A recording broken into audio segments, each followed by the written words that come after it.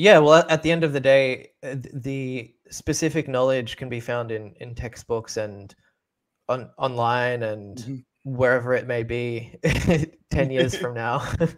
um, so I think what the value in education is teaching kids how to think, Mhm. um, how to behave around each other, because we spend so much of our time in school. So like there's a lot of our emotional intelligence needs to develop there. Mhm. There are so many things that play a part that, again, I don't feel qualified at all to speak on, but this is just um, just my observations. I feel the need to preface. Okay.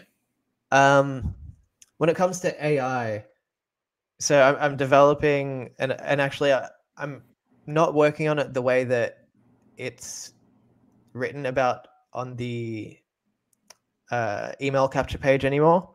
Okay. So I have a quick story about that, but we'll get to that in a sec. Mhm. Um, AI in learning. I think the benefits are that it's basically a really good glorified assistant. So it just cuts down time. Mhm. A lot of time spent skimming through information that you may not need at this present moment.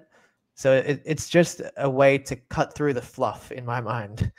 Wow. Um, Yeah. and I don't have any thoughts on how that may look like 10 years from now. I just have one specific use case, which is mine. Um, I love to, if I'm watching a podcast or a long YouTube video that's informative, I love to pop in the link to ChatGPT and get a summary. Or if I've already seen the video, hey, I remember X and Y were talking about this concept, but I don't want to go through the video and look for it. Can you give me a Yeah. quick summary? So it's just a beautiful tool in that sense. And I don't know how that can be applied to education on a wide scale, to be honest with you. Well, I wish I could do that with some people I know. There's not online. There's some people in my real some relatives of mine. I wish I could just take, hey, can you ChatGPT, can you sum up my stepmom's story for me? So we can get to the point of what she's trying. I love you. I love you, Joyce, my stepmom. I love you, but let's wrap it up sometimes. But yeah, no, and it's interesting because I come from the in the classroom and teaching online, and there's so many different learners there. Students learn so many different ways, and a lot of times, it's more effective when kids are immersed in their own learning, when they have agency, when they're involved, and they know that there's a clear purpose. So it used to be when I was in school, it was lecture, regurgitate the information. You had to take all these notes. You really weren't invested in what the learning was. Putting a bottle of water into ice to watch it change its state of matter. You weren't, experiencing these things.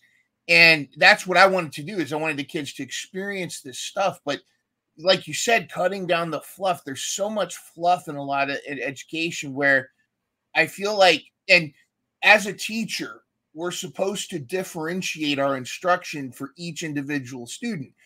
Even students that don't have special education plans, every student learns differently. So, like Mm. Tina is going to learn differently than Tommy. They may have different similar interests, but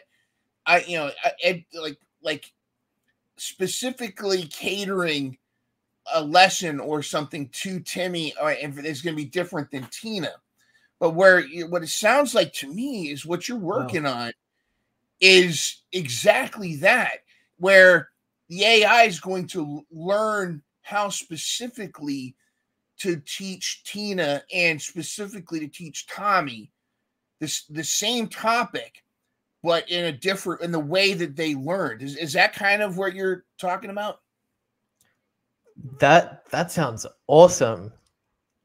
That sounds like, damn, I could have used that as a kid.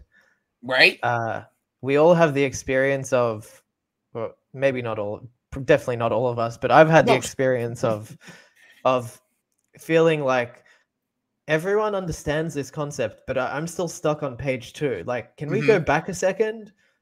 Not everyone understands everything at the same pace.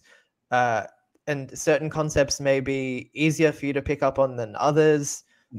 So yeah, it does make sense to have a more tailored curriculum, at least bespoke to you. So this is sort of what I write about in my landing page for learn.com, is that curriculum-based learning is a way to standardize what you need to learn to be sufficient enough at this subject to proceed to, I don't know, next year to pass, right? Yeah. But in that, you're going to inevitably you're inevitably going to not tailor to everyone. There's a more sophisticated way to say that, but yeah, there's going to be a lot of edge cases that don't benefit as much as they could have if it was one-on-one mentorship, right?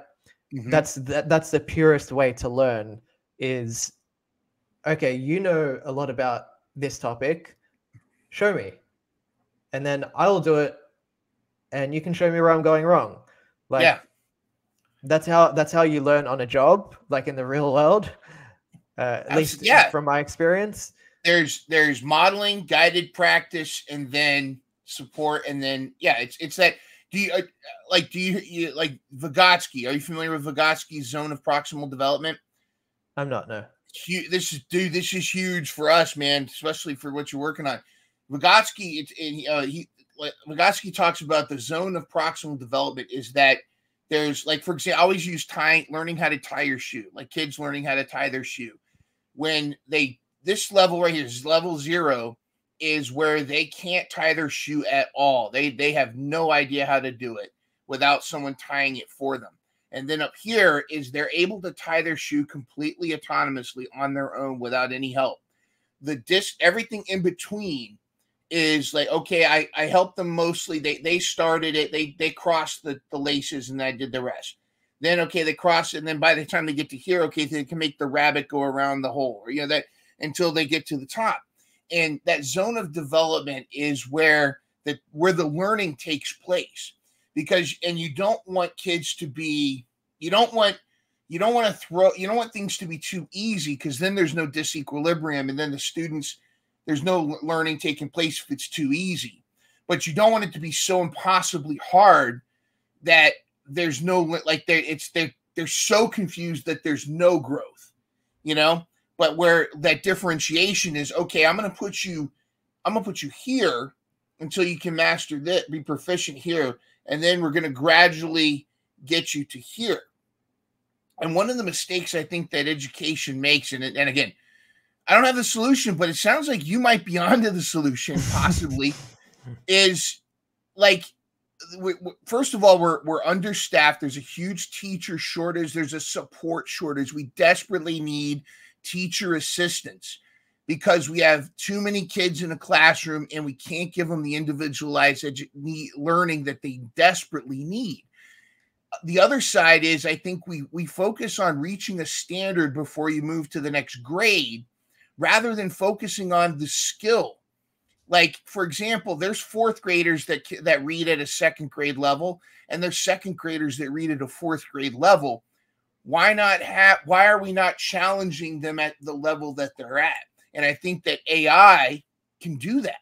If we focus less on, like, okay, in order for you to get to 4th grade, I don't know, do they have grades in Australian school? Before you get to 4th grade, you have to pass all these subjects. Well, what if it's more like, okay, you're at a 4th grade level with math, but this is where you are with reading.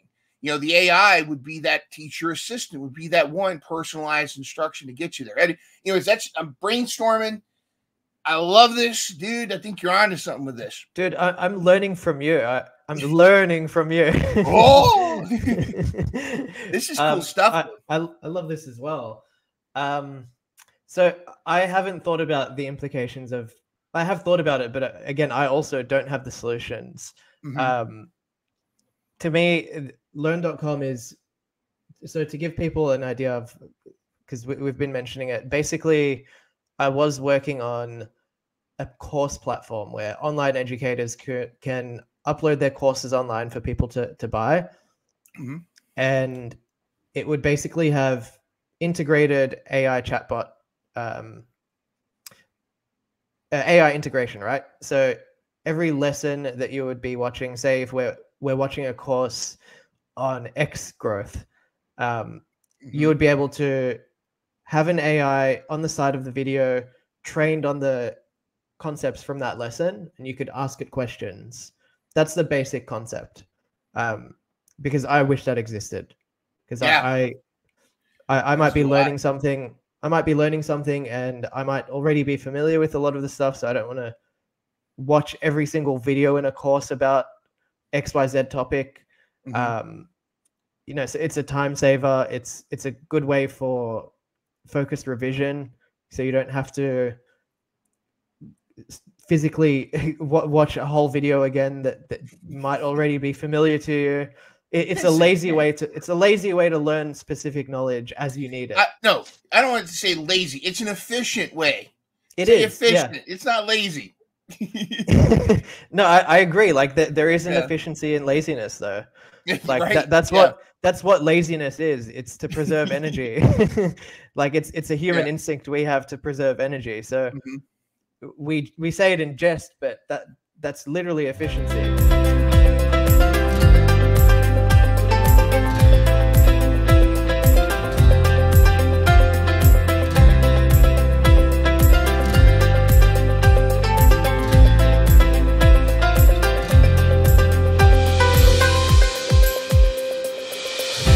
Always remember, you are not alone.